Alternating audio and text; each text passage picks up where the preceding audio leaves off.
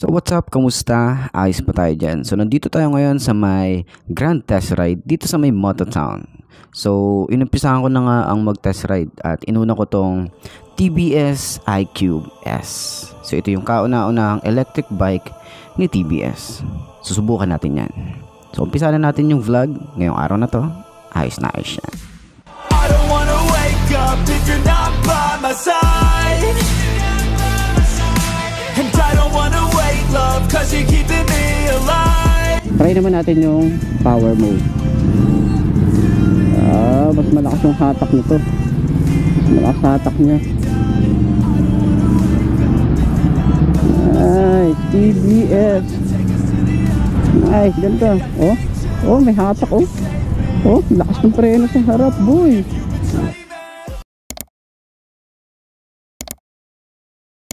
Okay. Bago natin i-test ride itong isang to, alamin muna natin kung ano yung specification tsaka yung price na to. Ang ganitong TBS iQube S ay nagkakahalaga ng 180,000. Sulit ba sa price? Tingnan nga natin kung ano yung specification na ibibigay niya at kung gaano nga ba kalakas kapag natest na natin to. Huwag muna nating i-judge base sa presyo nito. Alamin natin kung gaano nga ba kalakas ang isang to at kung gaano siya katipid at kasulit. I don't wanna wake up if you're not by my side. And I don't wanna wait, love, cause you're keeping me alive. We will love till the end of time. We'll live even when we die.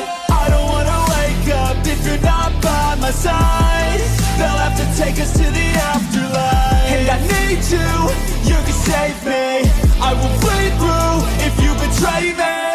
Cause I know that I'll always be the one for you. And we fall hard, yeah we fall fast. Got a few scars from our old past, but I know that I'll always be the one for you. I'll always be the one for you. Ito ba siya? Pwede ko bang ano?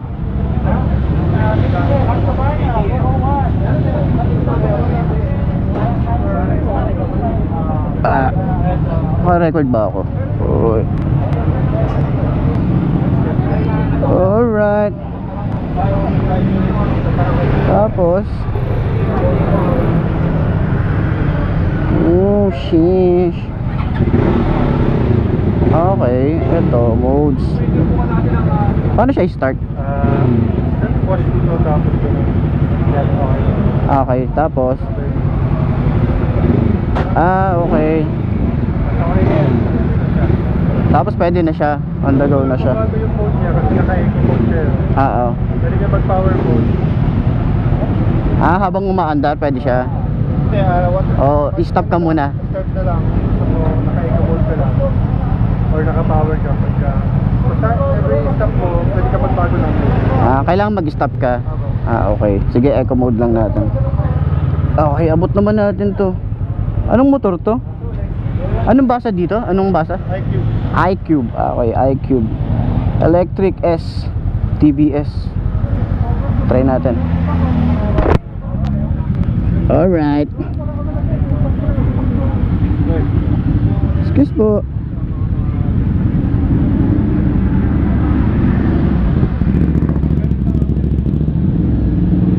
Oh shit, good pa rin.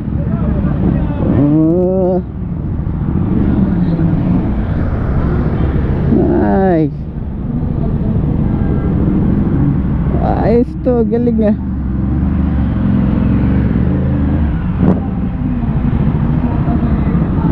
Nice. May lakas din oh. Galing din eh. Nice one.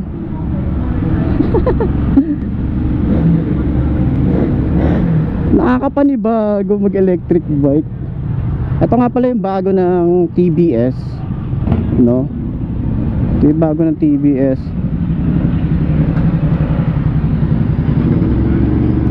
So nandito nga pala tayo sa Grand Test Ride. Hindi ako sanay do ano dito. Try naman natin yung power mode. Mas malakas yung hatak nito. Mas malakas hatak niya. Nice, TBS. Magkano kaya to? So, check natin yan kung magkano nga bang ganitong motorcycle. iCube. Ito mas gusto ko yung ano niya, yung power niya, power mode, or yung ayan, power mode. Maganda yung ano niya, maganda yung power niya. So kung nagbabala kayo na mag electric bike dahil sa consumption ng ano, medyo naano kayo sa gasolina dahil mataas nga ang gasolina ngayon, pwede kayo mag-shift dito. Mag-shift kayo dito sa electric bike. Pwede. Try natin sana yung ano. Try natin yung power niya. Ganda ng upuan. Ganda ng upuan, oh.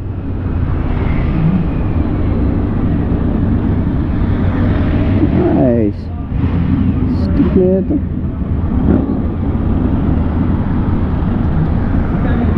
Oo nga pala, nandito tayo sa Mototown Grand Test Ride, no, 2024. Napakaliit lang nung ano niya, oh. Hindi kuha niya, oh.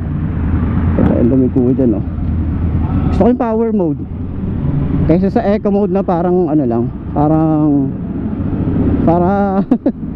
namamalengke lang tayo or nag-aano lang tayo rito. Pero okay to, astig na ito, Gusto ko yung dashboard, parang naka TFT display na din.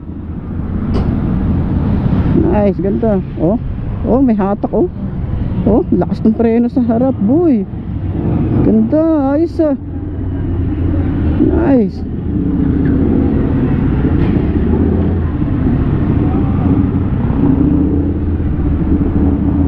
Panis, ganda ng preno sa likod, makapit agad, napaka-responsive naman nito. Tsaka madali siyang i-maneuver.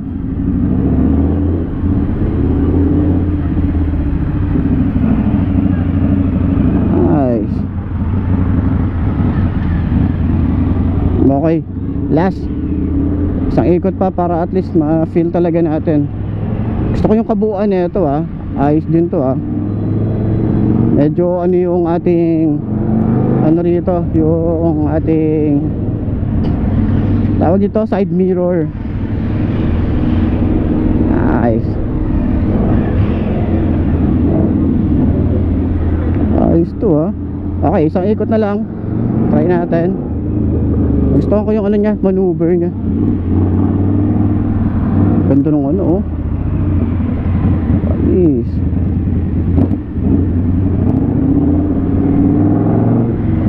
Nice.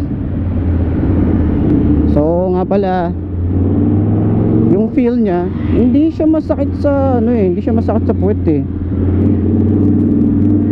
komportable nandun, Tsaka yung kabuuan ng dashboard gusto ko,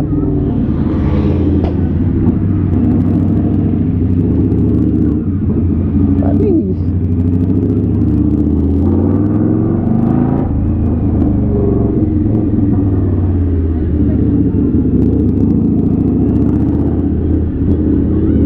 Nice. Okay, last ikot.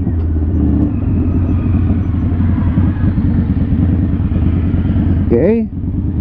Napakaganda naman experience na ito. Okay. Okay na tayo rito. Nice. Nice one. Stig na ito, iCube. Sheesh. Start Moto in the house. Ay, ito na pala. Ay, saan ba tayo? Doon sa kabila pala. Nakita? Ito na to. Yun, TBS. Nice.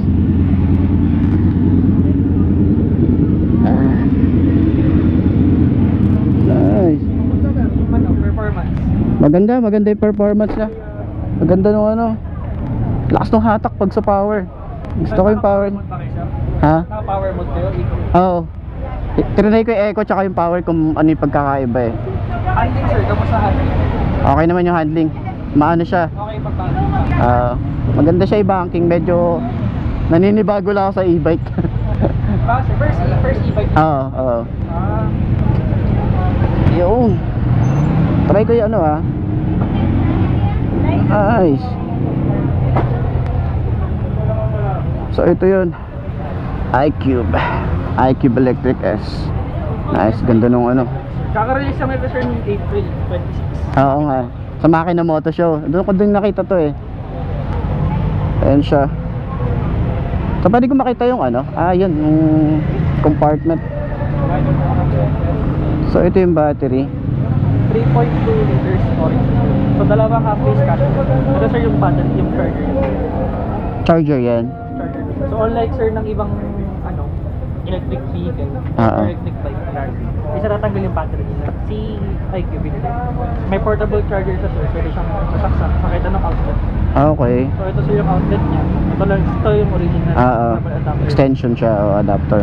Tapos yung charging port niya sir, andyan dito sa may harap. Ito ano to? Ano to? USB? Pwede ka mag USB. Ito fuse ka. Okay. Tapos ito sir yung outlet sir ng charging. Okay. Dito ka magcha-charge. Ang pinagandaan din sir kay iCube is tipid. Mm-mm. Sa kuryente. Mm-mm. Tipid in terms of mamamatay yung Ilang oras siya? Ilang oras siya na-charge? 4 to 6 hours. 46 hours. 4 to 6 hours ang charging time niya, 0 to 80%. Tapos, pag full charge naman na sa iCube, kusang mamamatay yung charger. So, ibig sabihin ko, walang additional electricity yung Mag-stop na siya. Okay. Sa current rate ni Meralco, 34 pesos. 100. So 34 pesos na yun sir, 105 kilometers na yung madadala ni iCube sir. Malayo na din. So ilang oras yun bago malobat? Depende sir, kasi sir, si iCube kasi. Sa FPL sir, nakikita natin sir dito sir sa kanya. Kung ilang distance lang bago siya mag-end. Okay, makikita naman dyan. Ayan. So ito yung 82 kilometers. 82 kilometers bago pa siya malupat. So sir, di kayo manghihinayang or magkano hindi malulupat si iCube. Kailangan ko na sa Okay, may indicator naman siya. Okay. Hindi namin siya makuhula sir. So depende naman yun sa ano. Yung battery, 78%. Yung kilometer. Bago ka malupat. Okay. So yun. At ayun na nga ang magandang experience natin dito sa TBS iCube S Electric. So sana nakatulong tong video na to at maraming salamat sa TBS Philippines para sa pagpapatest dito sa bago nilang electric bike. Ang kauna-unahang electric bike. So ayun na, maraming salamat sa inyo. Babush!